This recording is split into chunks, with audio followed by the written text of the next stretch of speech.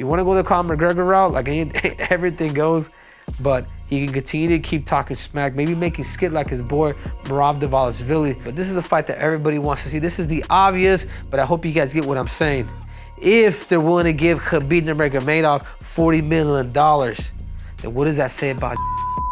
In other words, not only do I feel like he should really get those 30 million, but I feel like he should also get Turki Al-Sheikh involved, because now he's involved with the UFC, and that's the guy to really flip the bill if the UFC doesn't want to. This dude's like, no, I'm gonna knock out, I'm gonna beat. You know, this dude fought the featherweight 2 times. Now it's gonna be a third, and people are gonna say, well, he was supposed to beat them. They were small. You know, if I can kind of go back and really analyze a little bit of my character, I would have probably really toned down the stupid cringe. And not but not least, is that what I said? Is that what it is? Last but not least. Yeah. Last but not least. Am I saying it right? What's up, everybody? Henry Cejudo here, aka Triple C, and on today's episode, we're gonna be talking about the 3 fights that need to happen in 2025. And this episode is brought to you by the one and only World of Golf Cards. You got a family, you're a golfer, you want to spend time with the family, you want quality time, taking to church, taking to school, because I do the whole damn 9. So you guys make sure to go to worldofgolfcards.com and get your golf card. Family over everything. And here we have it. 3 fights that need to happen in 2025. Let's start off with the one and only Tom Aspinall versus Johnny Jones Bones.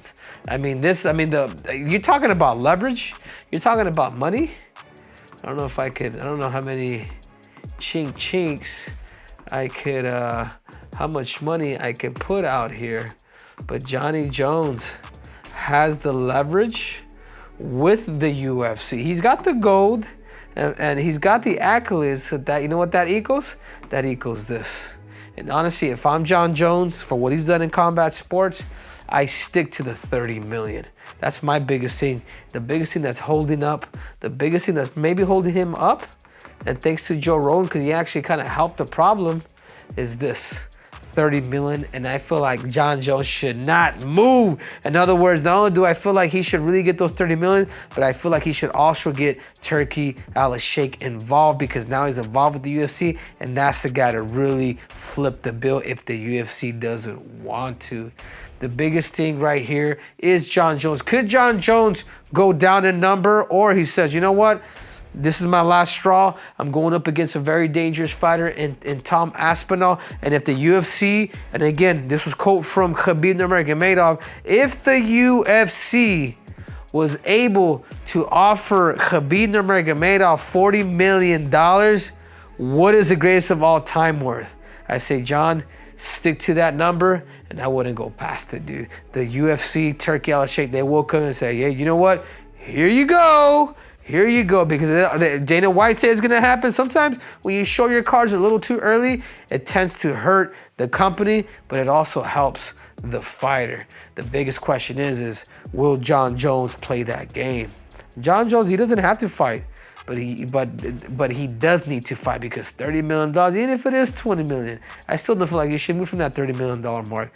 You could really change the game, not just for yourself, but for the rest of the mixed martial artists. So Johnny Jones, congratulations. Recently, Dana White did say that this fight's going to happen sometime in the summer or potentially in August. And I'm thinking more likely this fight may even get to like the end of the year. Quite honest, if you ask me, I'm thinking more like October, November. And that's typically where John Jones has fought, and it could potentially be at MSG. But this is a fight that everybody wants to see. This is the obvious, but I hope you guys get what I'm saying.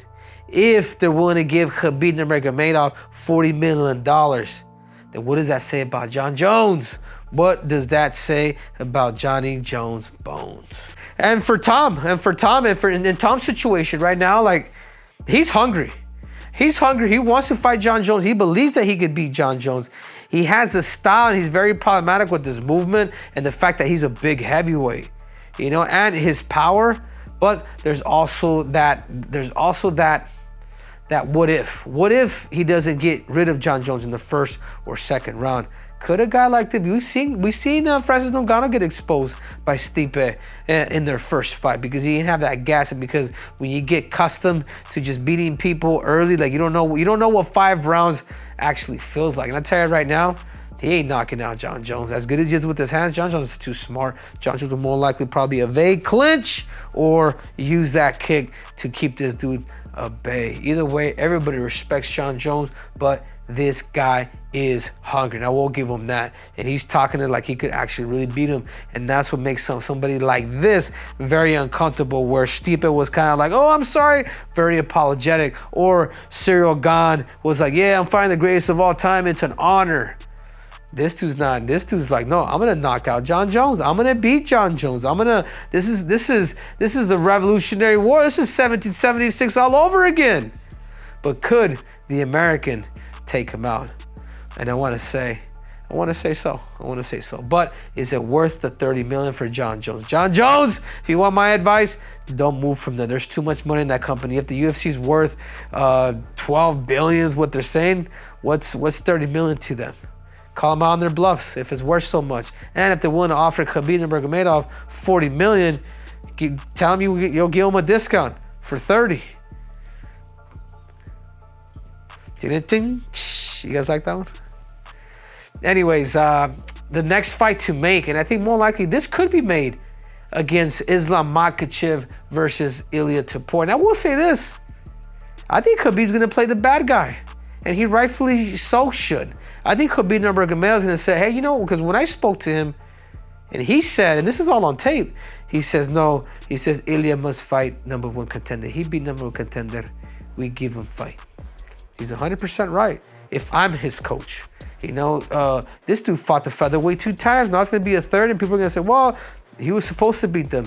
They were small. You don't want any of those excuses. So what you do is, or more likely what could happen in this scenario is Islam Makhachev could be the I'll fight anybody, anytime, anywhere, but I respect my coach. And whatever it is that Khabib wants too, and that could be another quote, whatever my coach wants, I will do.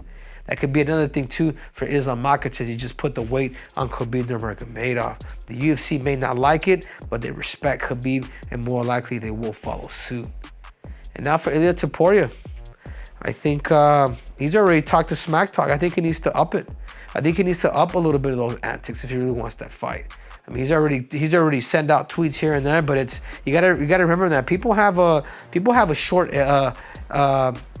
attention span. He needs to continue to keep stepping on this dude's toes.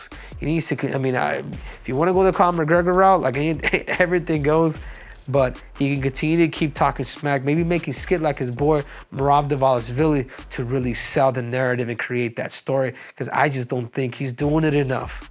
Like, he's a classic dude that's a gangster, but remember, dude, we're in the fight business. Will this fight take place? I think so. But when will it take place? That's more likely the question. He's saying fight the #1 contender. He's saying I already beat 2 legends or whatnot. Is going to come down to his side. He's got the money side. He's the A side. Because 1, he's the pound for pound king as of right now on paper. And then 2, he has that leverage with Khabib, man, believe it or not. Remember, man, Khabib is in with all those prince and kings all in Abu Dhabi. Those guys have a lot of influence, and they will back this dude up until the end. And not but not least, is that what I said? Is that what it is? Last but not least. Yeah. Last but not least. Am I saying it right? Last but not least. You see? This is why I was a ESL student, right? English second language in school. Is you have Bilal Muhammad versus JDM, and the winner of this. I mean, I can already say right now, Bilal Muhammad, he's good, man. He may be annoying to a lot of people, but at the end of the day, it was like me. I don't know if I was that annoying, or was I? I probably was at some point, man. I was saying some crazy shit, but I was always getting out there. And if I can kind of go back and really analyze a little bit of my character, well, you can't take it back because it's all hypothetical. But I would probably really tone down the stupid ass cringe. Still be me, still be funny, but not overdoing it. You know what I'm saying? On some of I got together with the schmo, and that was fucking dumb. But either way, guys, it is what it is. Bilal Muhammad versus JDM. The winner of this fight, they need to fight Rakhmonov. You know, he must be really hurt for him to just say, hey, no, you guys take the title, or to be able to pass that title on. So it could be something serious. And not just that, but Bilal Muhammad, more likely, I do believe that Bilal Muhammad is just more experienced, man. He's fought more vets. He's fought styles like JDM. And before JDM actually won that fight, I felt like Gilbert was actually winning that fight. You know, but this dude does have a pair of balls, and in MMA, anything can happen. But I think more likely the winner of this fight, even though Dana White did say the winner, according to Leon Edwards said that according to Dana White, the UFC, the winner of this fight is gonna fight for the title. I mean, I don't know how much of this stuff is true, but to me is who is it that could sell it? If you could sell it, and the opponent and the champion says, hey, let's follow suit, then there's 2 against 1. Then it's you 2 against the UFC. You know what I'm saying? But it depends how much leverage this dude has and if he's willing to hold out. That's the question. To say, hey, I want to fight Rakhmonov. But when 2 guys actually want to fight each other, then it just makes it so much easier for the UFC to just sign it. If not, he could just say, I'm injured. I want to take some time off. Ramadan, you know, I need an extra month. I want to do an extra month for overtime.